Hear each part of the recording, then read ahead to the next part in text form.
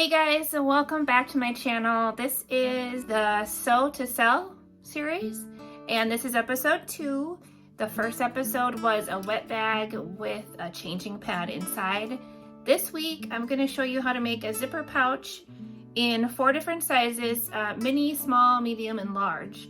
And I will include the cut list for each size. Process will be the same.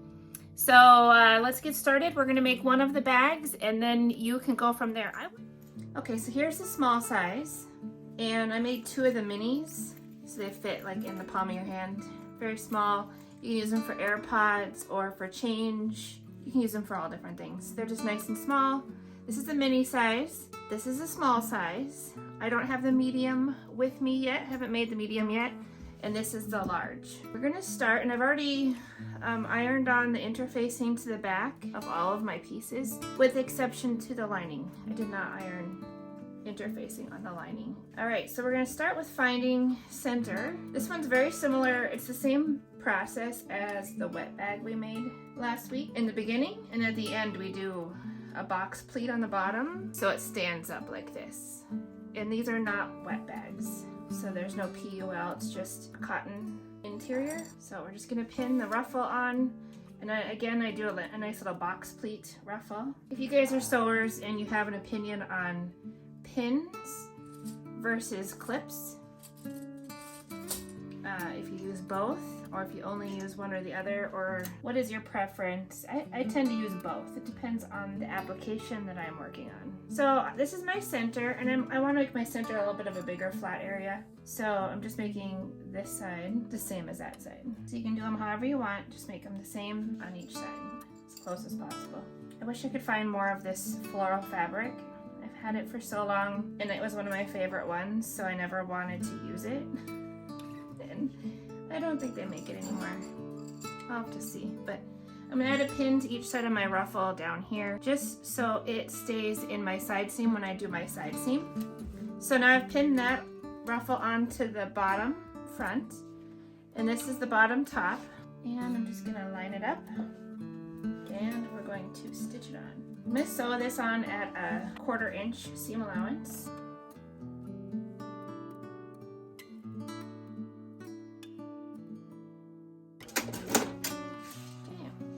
Like that, it's done. So let's pull the pins. You can make a set of these bags in a day. You can make a couple sets of them in a day, depending on how familiar you are with sewing. So there's our front. Our front is done. I'm gonna go ahead and attach my zipper. I like to always have my zipper pull on the left side of the bag. This is a standard zipper from the store, and I just added tabs for a little bit more detail. And I'm going to center this with about 1/2 inch on either side.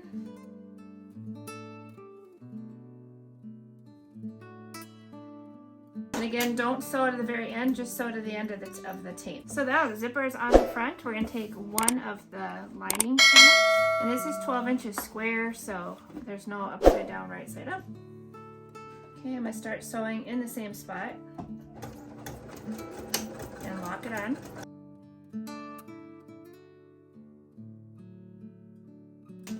Okay, now that is on, we're gonna do a top stitch. So make sure you pull your fabric nice and flat. Start the top stitch at the same depth back as you started the attaching the zipper.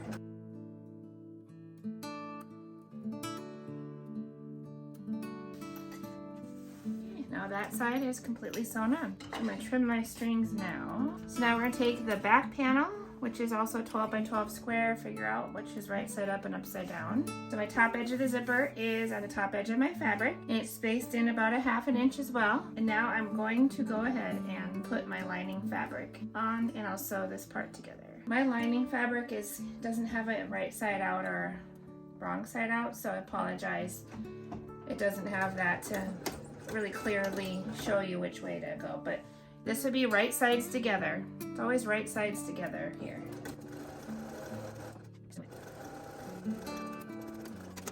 Okay, there we go. Now we're going to top stitch this side. Fix my pin.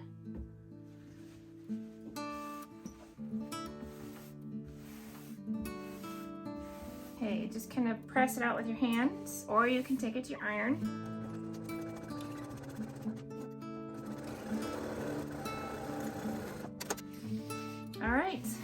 go. All 4 panels have been attached.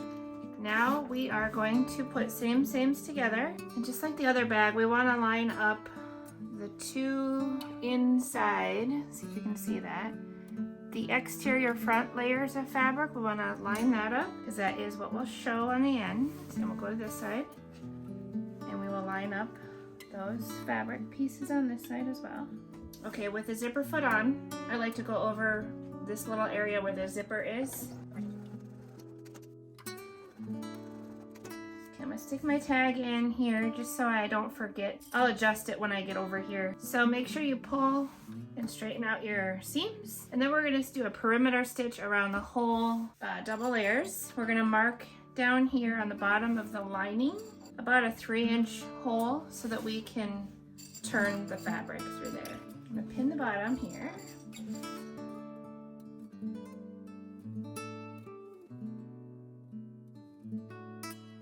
All right, so now we have it fully sewn, and what we're gonna do next is pleat the corners. So I like to just put my hand in the corner and then you line up the bottom seam with the side seam on the inside. You can just feel it on the inside. So line those up. And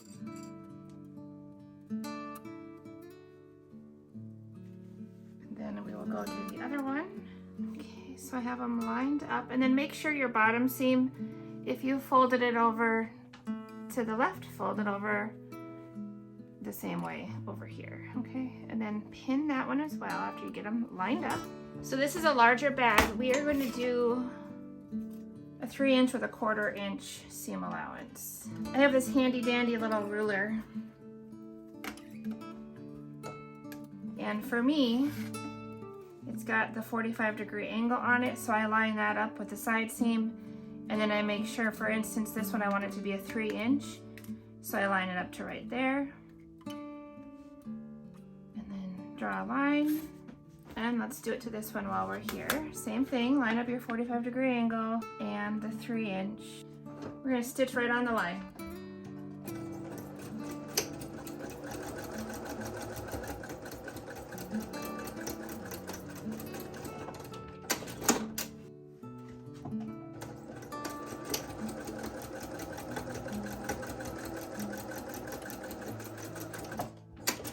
And snip off the extra.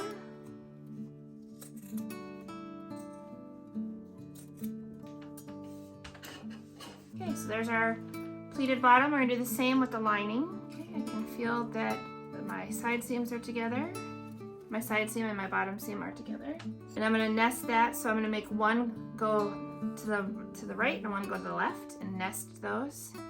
You can also flatten them out if you want. And again, make sure this bottom seam is going the same way it's going on the other corner you just pinned, because you're gonna get it marked the same. Line it up on the 45 and then mark 3 inches.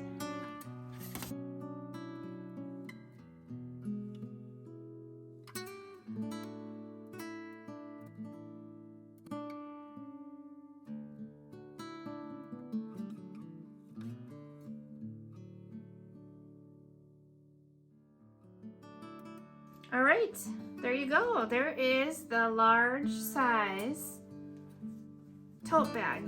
So here's the large, here's the medium. No, this is the small. Large, small, and then the minis are down here.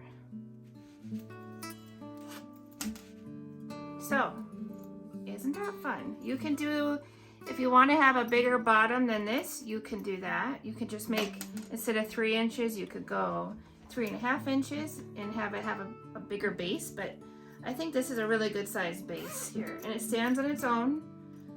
So now what we're going to do is we're going to go in and close up the bottom seam. Okay. All right, there it is. That's the tutorial for the bag collection here on the Sew to Sell.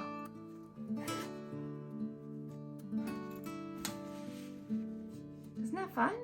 I love this one. All right, guys. That's it for now.